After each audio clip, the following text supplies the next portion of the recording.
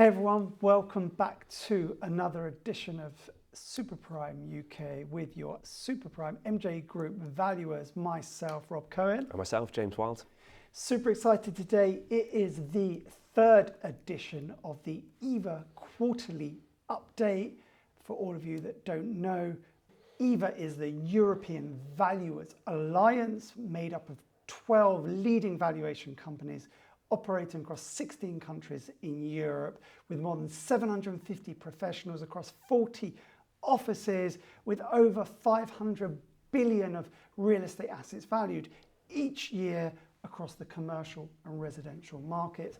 And I'm absolutely delighted and super excited to welcome today Helena Edberg from Fforum in Sweden and Johan Berg from Veridian in Norway. Welcome, guys. Thank you very much.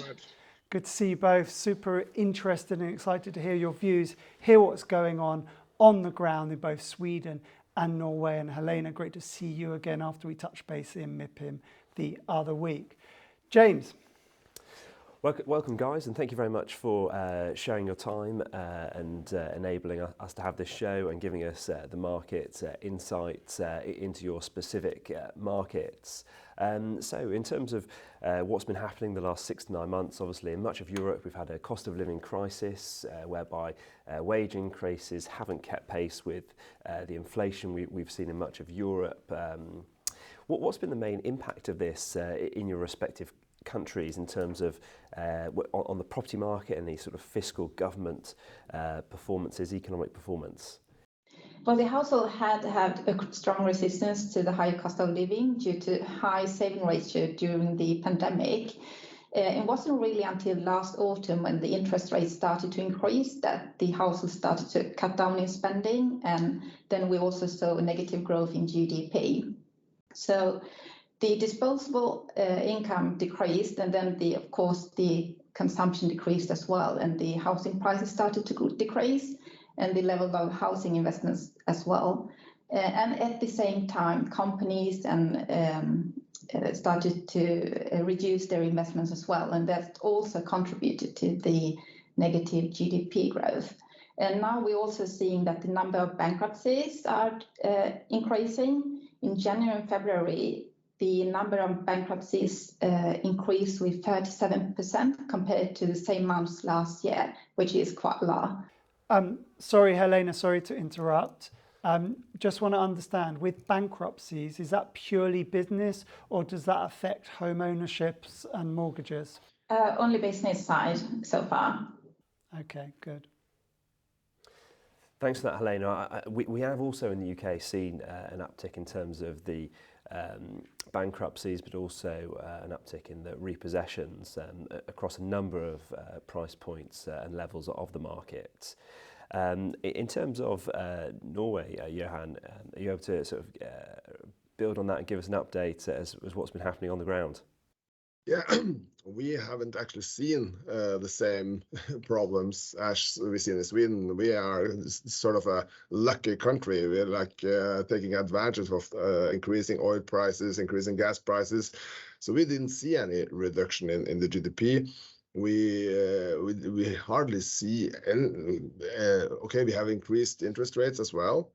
All the banks and all the press and all the analytics are talking about falling real estate prices, but we haven't actually seen it really in the market. I mean, the prime yield, we have some recent transactions showing that the prime yield is now around 4 instead of like 3.75, 3.5. So it hasn't really got into the Norwegian market that we are in a crisis, in a recession period.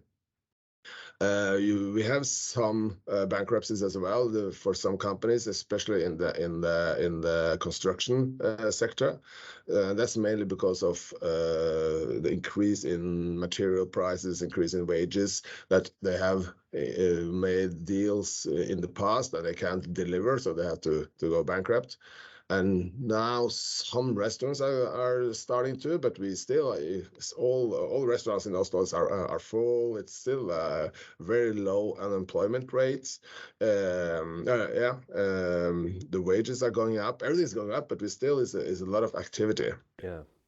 No, thank you, Johan. So it seems the key economic performances, those key indicators, are slightly been more resilient. However, in terms of the some of the property performance indicators, like a lot of Europe, in terms of house prices, they've been coming off a little bit and cooling for the last couple of quarters. Economically speaking, stay on the topic, Europe and globally the last 12 months, as we said, it's been a very tough period. The UK actually narrowly avoided a technical recession at the end of last year. Whilst Helena, we noted Sweden contracted quite sharply in Q4 2022. In terms of the property market, it's obviously, like we alluded to there, having a detrimental impact. Is there any strong performing sectors in terms of the real estate and built environment? If we start off with maybe Johan this time, we can reflect with Helena.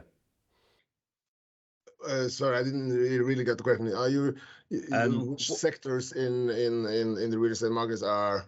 Is there any strong sectors that are performing well? In the UK, we've got a lot of logistics that are performing very strongly. And there's been some resilience in the super prime, sort of 10 million plus. That's also the case in Norway, especially the CBD market in the high segment of the office market in downtown Oslo, and the other bigger cities. It's a large demand. The rental prices has gone up a lot. The yield hasn't moved much, so the pressure on the best properties are still there.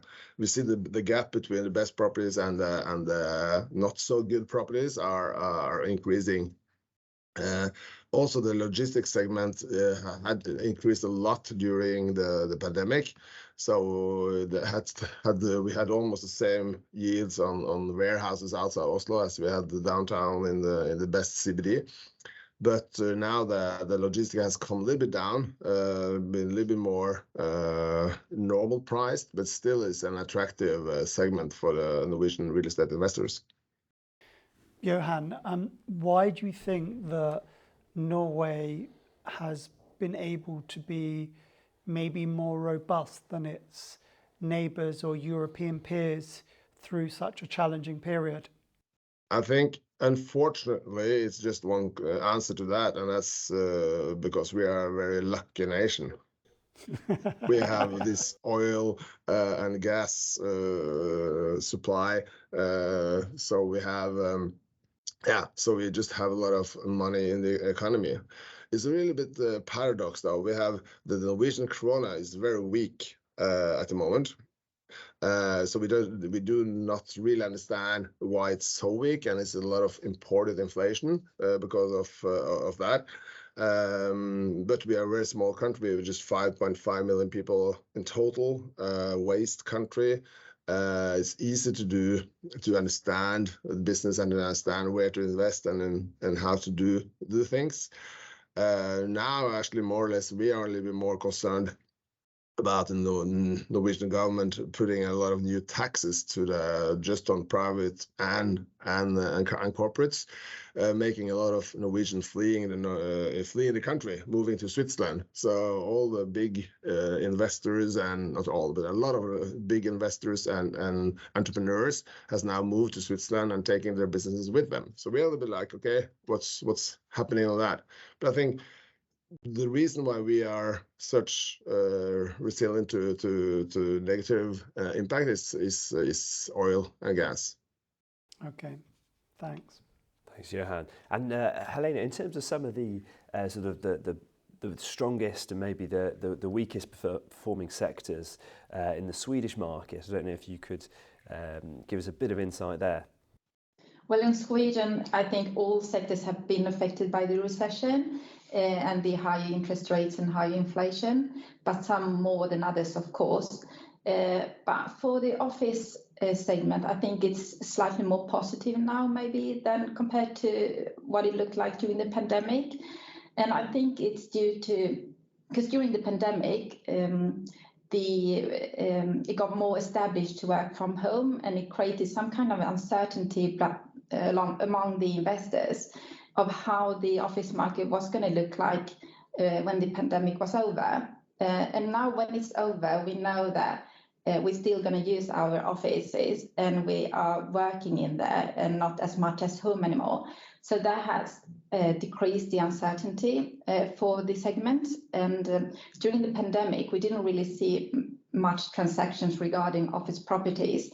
But during the last few months, we actually had a few already. So I think that's positive. And this is probably going to lead to more transactions ahead. But some sectors have been affected quite a lot from the high interest rates, and that's probably most the residential sector. And that's have been a very attractive segment to invest in for many years. And it's been seen as kind of a safe investment due to the structural problems we have in Sweden with a large shortage of rental apartments, where the demand is much larger than the supply. So that's led to very low yields for this segment. But now, when the interest rates increased and all the operating increased as well, the investors have dropped its interest in the segment. They need to adjust their yield requirements. They need to increase the yields. Yeah. Thank you, Helena. So I think we've definitely got some trends there in terms of what markets have been performing well. Certainly the rental markets, both I think in Norway and Sweden, have suffered certainly some rental growth, some rental increases, which is obviously some positivity for the landlords there. You did reference about the CBD in terms of the sort of city centres. Are the best performing residential markets, are these centred around the sort of capital cities of Stockholm and Oslo? Is that the case? Yeah, I would say so. But residential struggles all over Sweden right now. And that's, I just need to comment that it's in Sweden we have a regulated market regarding the rent level, and that's set by a negotiation between the tenant organization and landlords. So compared to the commercial units who are fully indexed with the CPI, residential rent levels isn't. So previous years, the rent increase has just been like 1 to 2% per year, and that hasn't really been any problem when we had a low inflation. But now when it was 11% last year, the increase this year for the residential rent was just 3 to 5%, so that didn't really compensate. Okay, no, thank you for that information, Helena. I wasn't aware of that actually. In terms of that sort of government intervention in that buy-to-let rental sector. Johan, I know you mentioned in terms of there was a bit of a two-tier market in terms of the residential sector, certainly at the top end performing more strongly than that sort of entry-level or middle market. Again, is that sort of Stockholm, in Oslo there, is that the main sort of hub in terms of the prime residential sector? Yeah, in Norway we can almost say that we have a dual market. We have the Oslo central market, which is a really growing fast market due to the lack of apartments for sale. So we actually, but all over actually in Norway, the last numbers came out just recently, and we had a 5.8 increase in prices for residential property in Norway this year. But in the Oslo market, smaller apartments, smaller units, they are like going very fast. But we had a decrease in the sales of new properties, new residential properties, which is a little bit also paradox. But people are afraid of the future, but they are buying properties quite fast anyway. So we have a change in the banking system a little bit, so that it was easier to get loans. That helped a little bit. So that's maybe the main reason why we still has a growth in residential prices in Norway. Yeah, actually, Sorry. It's the same actually for Sweden. The latest statistics says the house price has actually increased. But I think the statistics might be a bit misleading because it's less properties being sold now, and what's being sold, I think it's more prime properties and prime apartments. So they got a higher price level. So just slightly artificially high, maybe on that. I think that's a trend we're seeing across Europe. For some reason, prime stock is performing, which indicates that wealth across the world has remained sustainable, and there's still activity in the upper ends in big capital cities of the best stock. And I think that's a trend that we've seen across Europe, and all the other EVA shows we've done, whether it's in Paris or in Berlin, have followed very similar trends. That's it. In terms of any government intervention, I know, Helena, you mentioned about in the rental sector. In the UK, we had some initiatives whereby previously, after the pandemic, stamp duty rates were lowered. Has there been any government intervention to try and get some more growth impetus in terms of the residential sector, or any sort of incoming legislation which might boost growth at all? Well, between 2016 and 2021, we had an investment support given to new production to be able to build more student housing and to promote more rental apartments in weaker markets and to build more affordable homes. But this was taken off 2021. And the consequence of that is that they won't be able to build in weaker markets, and new production are going to decrease when it should increase, because we have such a shortage of housing in Sweden. And Norway, it's more we're more opposite. We're putting more taxes to the secondary homes and so on. So it's more reducing the prices instead of increasing initiatives. Okay, no, thank you. We've also had Help to Buy, an initiative which ran for a number of years here, which has actually now ceased. So we're going to have to see how that market reacts. There was a scheme whereby first-time buyers could borrow money very cheaply off the government, and it boosted a lot of growth, got a lot of people on the property ladder, but also fueled some of the new build houses, the delivery of new build homes. So very early stages, that scheme only finished in March here. So the next 12 to 24 months is going to be interesting, Rob, how we're going to react to that, and certainly in terms of delivery of housing, which is more under more pressure than ever. Yeah, so what generally happens, the trend is, like you've both mentioned, when we see recessed or slightly depressed times, house builders pull back because they know it's not the opportunity to achieve the highest figures, and that has a detrimental effect across the rest of the industry. Thanks, Rob. Just a note here, in terms of the two-tier market we've seen in London, we've seen a lot of best-in-class and trophy assets sold. Helena, has that been the case at all in Sweden? I know you said the residential market was slightly subdued. Is there, at the very top end, has there been any sort of landmark sales at all? Well, yeah, I would say it's the same trend in Sweden. It's the prime properties that are being sold, because it's a buyer's market right now, and they're quite picky. So slightest error in the building, and the number of bidders start to drop straight away. So they are very picky, and so it's mostly prime properties. Right, thank you. We had some trophy properties going on the market in 2021 and 2022 when the interest rates were very low because the cost of money was nothing. So they can it's better to put the money in some real estate that might have a value in the future. But now in the recent, for half a year, we haven't seen any transaction of the really trophy properties yet. But still, it's the prime offices who are achieving the most interest. We had in Sweden since the last summer, we didn't have the transaction volume decreased quite a lot, and we didn't really have any sales of prime properties. But during this year, we have seen a couple, so it's a positive trend, and I think this is going to spread out to the rest of the country later on.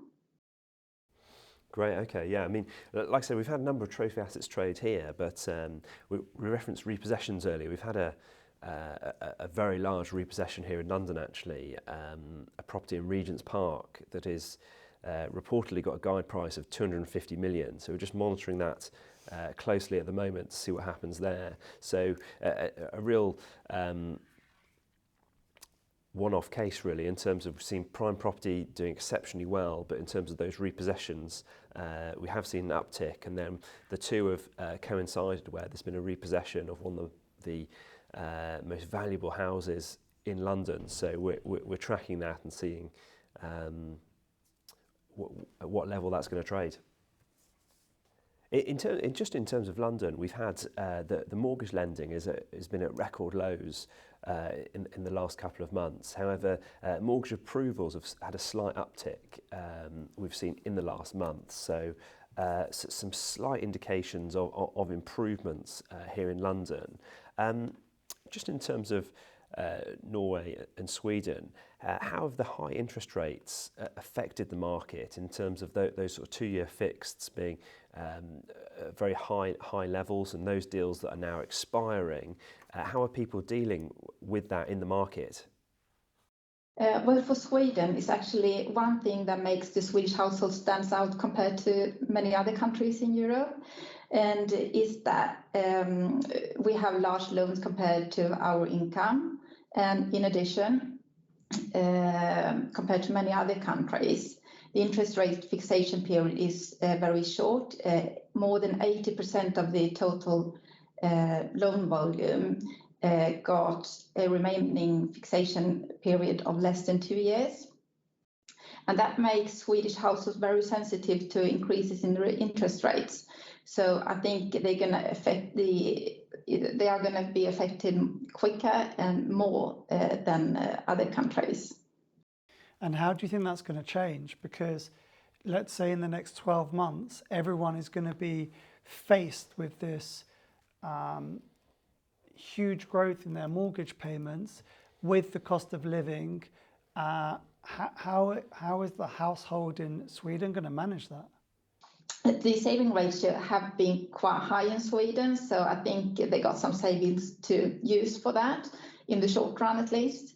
But eventually it's going to affect the house prices to go down further.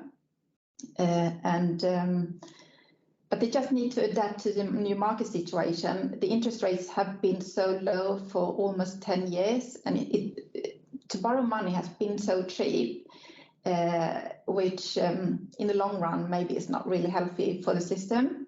So the households need to adjust to the new market, and the interest rates on the long term isn't really that high now. Yeah. It's just that the increase was very fast, so it comes like a shock. Shock, yeah. And Johan? Yeah, more or less the same in Norway. We have certain rules for the households, how to borrow money. First of all, you cannot borrow more than 5 times your income, and then but then they reduced actually for half a year ago. You had to stress test your ability to pay an increase in interest rate for 5% and 5% points, and then now they reduced it to 3. So actually it's getting easier to borrow money now, even though the risk of not being able to paying your mortgage has increased. So the big question is when the interest rates are going up and the electricity prices is going up, and how that will affect. But it seems that most banks and most analysts are like talking about a reduction towards the summer, and we have a fall in residential prices, and then start increasing again, because as Helena says, people will adapt to the new situation, and we have also a lack of housing in Norway. So people just have to buy it and maybe spend less money on other things. Traveling for Norwegians has become very expensive because of the weak krona. So maybe just stay home and in our houses. It's fascinating, James, the trends that we see across Europe and specifically the UK, very much repeating patterns with the data and the intel and the trends that we're seeing. Maybe the only major difference is the UK probably is maybe 6 to 9 months ahead of the situation in Europe because of the political uncertainty that the UK saw in 2022 that fueled the increase in volatility in the markets at the same time as the interest rate increases. And now the UK is slowly coming out of that, whereas a lot of the rest of Europe is still in the middle of it. Definitely. Like we're saying, as we switched from Q3 to Q4 last year, it was a very tough period in the UK. We had uncertainty in terms of the government leadership, whilst rising interest rates. Every time the Monetary Policy Committee met, the interest rates rose, whilst there was growing uncertainty in a number of the markets. So it really was quite a bleak Q4 in the UK. So miraculously avoided the technical recession, and we just, Rob, in the last 3-4 weeks there's just some early signs of some positivity in the property market sectors now, whereby we could just be starting to come out the other side. So we're probably just maybe a quarter ahead of some of the other European countries in terms of the economic performance versus some of the housing, commercial, residential sectors there.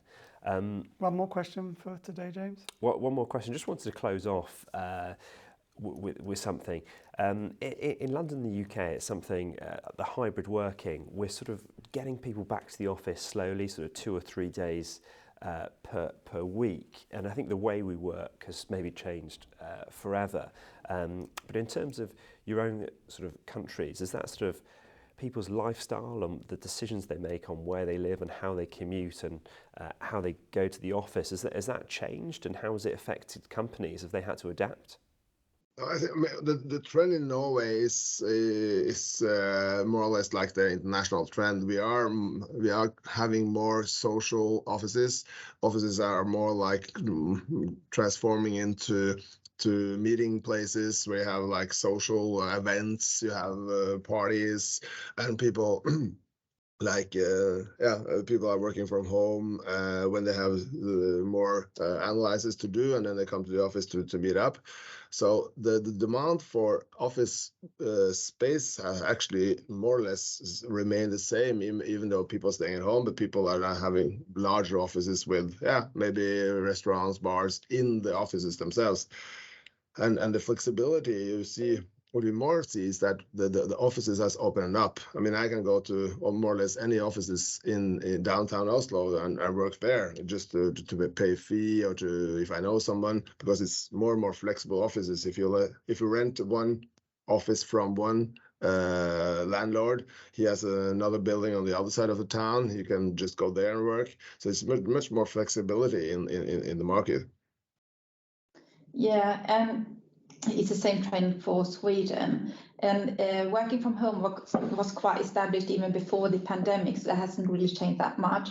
But what has changed is this discussion about what an office should look like and how it should be designed and where it should be located, because the employers need to attract their employees back to the office so they can work from there. Because it's really an understatement if the employees want to continue to work from home all the time, for the reason that they concentrate better at home, or if they produce more work from home, that's really a bad grade for the offices.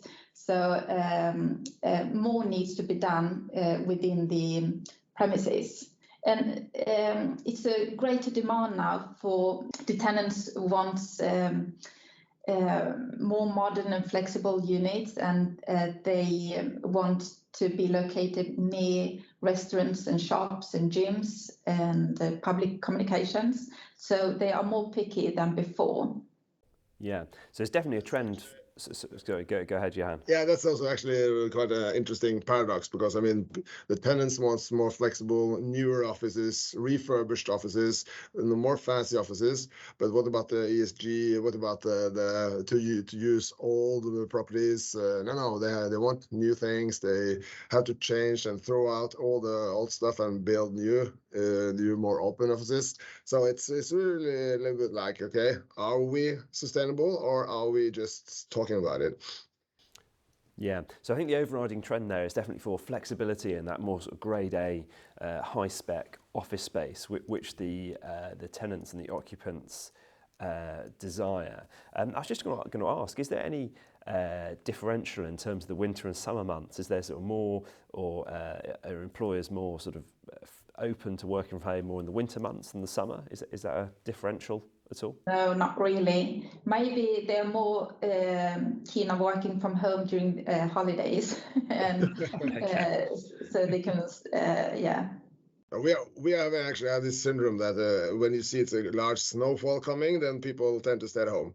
So something very similar in London and the UK. Yeah, classic. So, but that's okay. That's good because that's what flexibility is about. And since the labour market's been so strong in Sweden, it's been difficult for employees to hire new employees. So to be able to offer to work from home is one way to attract new people to work for them. Good incentive. And Johan mentioned just ESG there, some sort of closing remarks. It's obviously we have similar MEES, minimum energy efficiency standards, coming out in the UK. We started it off in 2018, and these are due to become more stringent, possibly in the coming months if the white paper gets passed.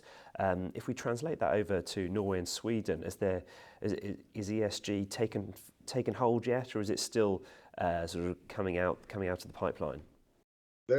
In Norway, there's a lot of talk about it. All the larger consulting houses are launching their ESG strategies, etc. But we haven't really seen that on the real estate prices. Okay, we know that for government buildings, they are demanding a certain level of efficiency, energy efficiency, and for some investors, they say we only want to have A and B properties. But on the larger market scale, I don't think that the valuers has taken into account what the new rules from the European Council will be. I think it's still a lot of talk, but no direct proof of value reduction, for instance. Yeah, and it's the same situation for Sweden. We are talking a lot about ESG, so we'll see what's gonna come next. Yeah, so definitely some emerging policies there, and as valuers, we're obviously wait and see, and we're going to reflect on how the buyers in the market react and how they themselves interpret any changes there. Helena from Fforum, Johan from Veridian, that was great, brilliant insight and great data and intel on everything that's happening in both Sweden and Norway. That's your Q1 EVA update. If you want to be first to get that data and intel, sign up and subscribe for that data and newsletter. It's on the EVA website and the Superprime UK website. Please sign up, follow the link. You will be the first ones to get that data before it is publicly released in a month or two. Brilliant having you all, great to be with you, and we look forward to Q2 of the EVA update, which will be coming up in the coming months. Thanks, James, thanks, Helena, and thank you, Johan. Thank you a lot, pleasure talking to you. Yes, thank you very much. Brilliant, thank you for your time, guys, and thanks so much, everyone. Thank you.